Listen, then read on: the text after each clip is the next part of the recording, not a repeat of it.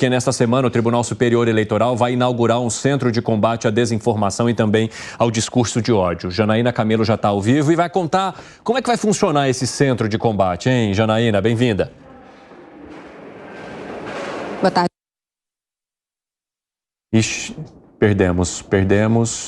Acho que não estamos ouvindo agora, Janaína. Daqui a pouco, então, ela vai voltar conosco para explicar como é que vai funcionar, então, esse centro de combate à desinformação, porque há uma preocupação grande do Tribunal Superior Eleitoral, nas eleições agora municipais, do uso da inteligência artificial e das redes como meio de desinformação. Janaína Camelo consegue explicar isso para a gente agora? Fala aí, Jana, por favor. Prontinho. Agora sim, vai lá. Então, é o seguinte, é o Centro Integrado de Enfrentamento à Desinformação e Defesa da Democracia. Então, que vai ser inaugurado amanhã, terça-feira. Esse centro vai funcionar nas dependências do Tribunal Superior Eleitoral. Quem vai comandar é o atual presidente do TSE, que é o ministro Alexandre de Moraes, por enquanto, né? Ainda neste ano, quem vai tomar posse como presidente do TSE é a ministra Carmen Lúcia. Então, esse centro ele vai funcionar da seguinte forma. A ideia dele é facilitar a troca de informações entre os integrantes desse centro e as entidades e plataformas digitais, as plataformas de redes sociais, para tentar implementar ações de prevenção à desinformação e discursos de ódio. Então, quem vai compor esse centro são os secretários e diretores do TSE, como, por exemplo, o diretor da Escola Judiciária Eleitoral do TSE, que é o ministro Floriano Azevedo, o chefe da Assessoria Especial de Enfrentamento à Desinformação do TSE, que é o José Fernando Chui. Além do TSE, irão participar também representantes da Procuradoria-Geral da República, do Ministério da Justiça, da OAB, também da Agência Nacional de Telecomunicações. Inclusive, amanhã, nessa inauguração, já serão assinados acordos de cooperação técnica entre todos esses órgãos. Então, esse centro ele também vai sugerir alterações normativas aos órgãos competentes para o fortalecimento da justiça eleitoral, no combate à desinformação e ao discurso de ódio nesse período de eleições, né? Esse ano a gente tem eleições municipais. Então, esse centro ele também vai coordenar cursos e estudos para a promoção da educação da democracia, dos direitos digitais, combate à desinformação eleitoral, também vai organizar campanhas publicitárias e educativas para a população. Então, lembrando que nesse ano a gente tem eleições municipais em outubro, e uma das grandes preocupações do TSE é com relação ao acesso da população às ferramentas de inteligência artificial, né? Então, por isso desse centro também, tanto que recentemente o TSE, inclusive, aprovou algumas resoluções com regras que deverão ser aplicadas nas propagandas eleitorais que utilizarem inteligência artificial. Então, o objetivo principal desse centro será esse, e ele vai ser inaugurado, então, amanhã. Evandro, é com você. Obrigado, Janaína Camelo. Bom trabalho para você. Depois conversamos mais. O que foi, Gani? O que estava te incomodando sobre esse centro de combate à desinformação? Pois é, Evandro. Eu tenho horror a esse tipo de ideia de criar uma agência de Estado para dizer o que é verdade, o que não é verdade, educar a população. Isso me lembra 1984, o Ministério da Verdade. E é impressionante como que a arte acaba antecipando a realidade. Tudo está na arte, de alguma maneira a gente lê aquilo num período e fala, não, isso aqui não é possível que um dia aconteça. E está acontecendo, é uma espécie de Ministério da Verdade. E isso não é bom, porque isso abre o precedente para a censura. Vamos lembrar que o TSE, durante o processo eleitoral, o último processo eleitoral, falou em desordem informacional, o fato é verdadeiro, mas a conclusão é falsa. Eu tenho certeza que muita gente no TSE não gostou nada disso, não vê lógica nisso.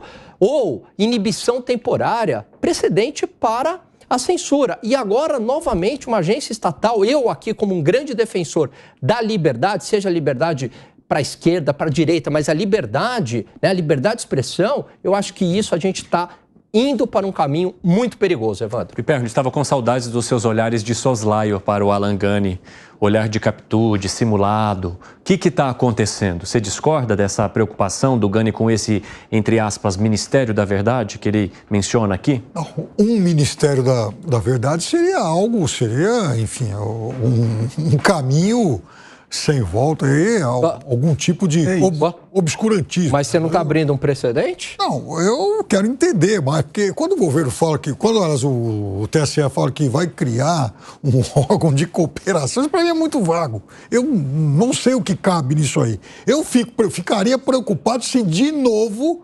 repetisse o erro de convidar as Forças Armadas para fazerem parte desse processo eleitoral. Aí eu ficaria com muito medo, dado o histórico recente de tudo que aconteceu lá em 2022, quando até hacker acabou sendo convocado para dar uma espécie de consultoria informal. Então, que não se repita aquela experiência lamentável. Agora, sobre isso aí, eu não faço a menor ideia do que vai acabar sendo incluído. O desordem informacional você achou normal? Não, eu não gosto. Inibição temporária. Essas coisas eu não gosto, não. Então. Fala, Segré.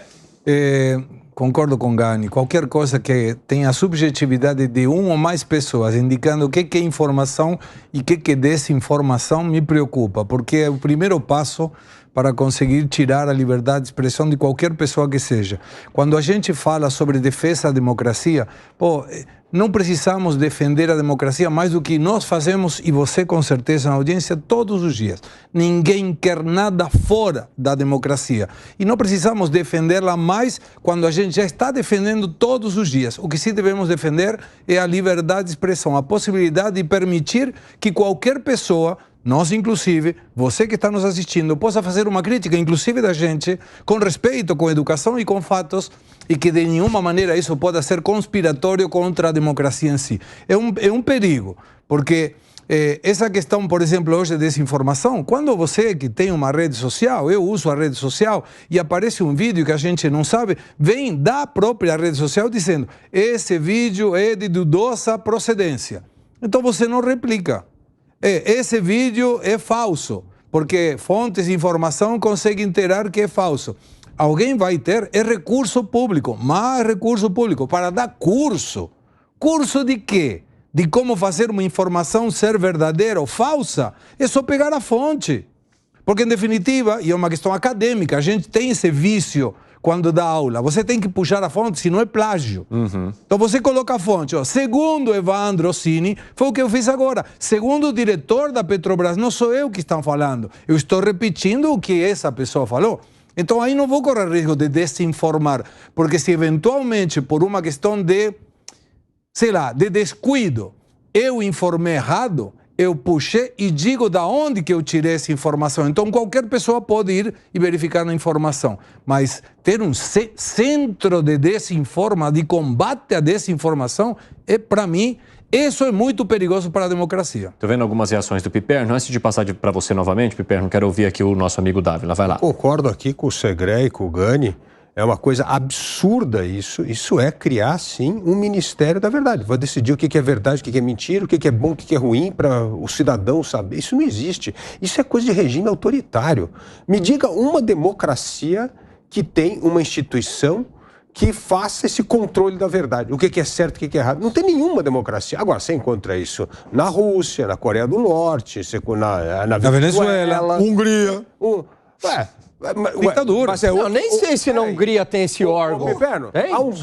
A Hungria também é um regime antiliberal. Sim. É só regime antiliberal que tem isso. Não tem nenhum regime democrático que preza a liberdade de expressão, tem esse tipo de coisa. E, aliás, veja, o que é mais chocante é que essa atitude parte do TSE com membros do Poder Judiciário e do Supremo, que deveria ser o quê? O guardião da Constituição. O que diz a Constituição brasileira na sua cláusula pétrea no artigo 5º? É plena a liberdade de expressão, de opinião, de pensamento e de crença. Nós temos, nesse sentido, a Constituição uma das mais liberais do mundo, porque ela foi feita justamente logo após o regime militar. Então, houve uma preocupação de todos os constituintes de garantir plena liberdade de expressão, de opinião, de pensamento e de crença. Portanto, qualquer coisa que vai cercear uma cláusula pétrea da Constituição, não só vai contra a liberdade, mas vai contra a própria democracia, o Estado Democrático de Direito. Então é algo muito sério. Essa não pode ser uma notícia de rodapé no jornal hoje e que amanhã cai no esquecimento. Essa é uma notícia que todos vocês e nós, que zelamos pela liberdade, pela democracia e pelo Estado Democrático de Direito, precisamos combater todos os dias para que esse negócio não saia do papel. Que foi, Piperno? Não, o que me preocupa muito é quando uma instituição como o TSE, e poderia ser qualquer outra, e até em outros temas, né, começa, às vezes, exagerar no excesso de cuidados. Ele começa a criar muitos filtros preventivos. Porque isso aí, veja, você cria isso hoje, às vezes com a melhor das intenções, só que você não sabe quem é que vai ser o gestor desse negócio amanhã.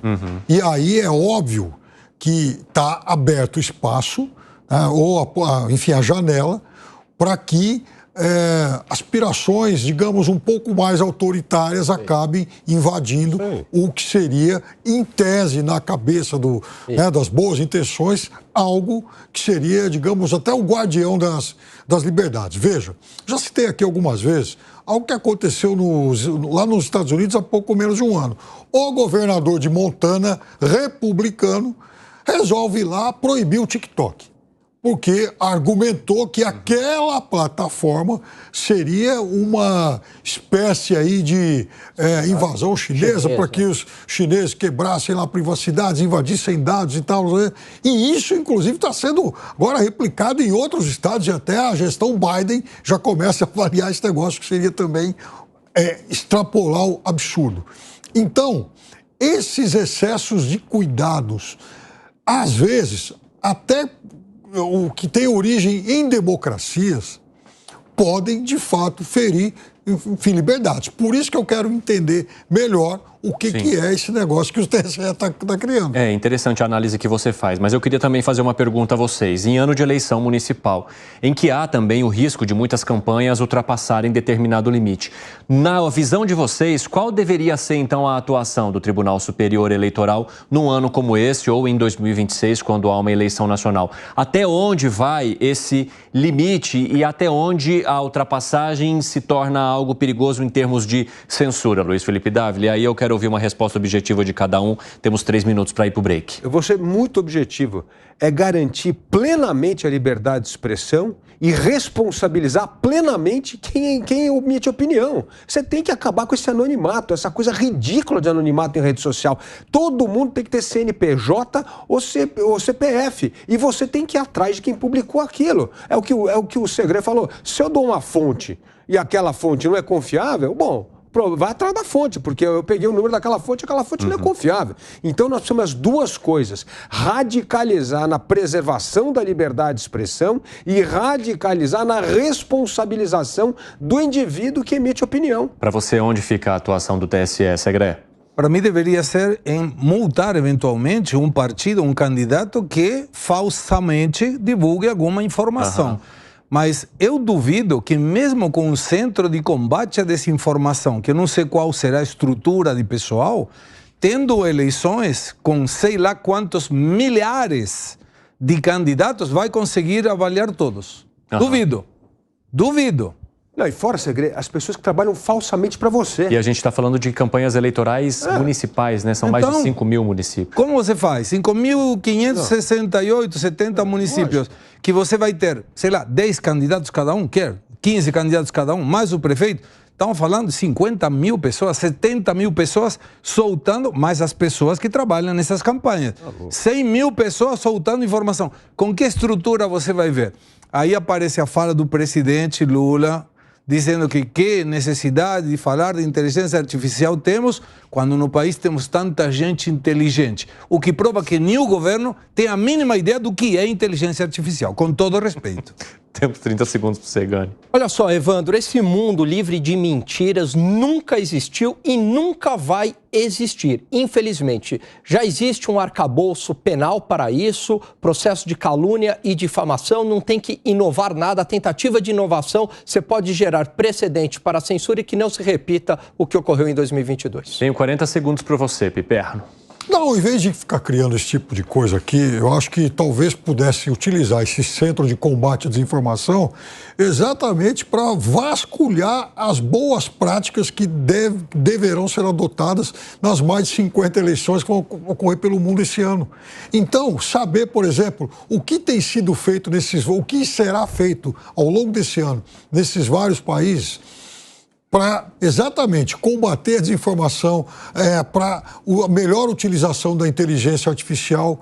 Então, aprender com as experiências que vão acontecer pelo mundo afora em 2024.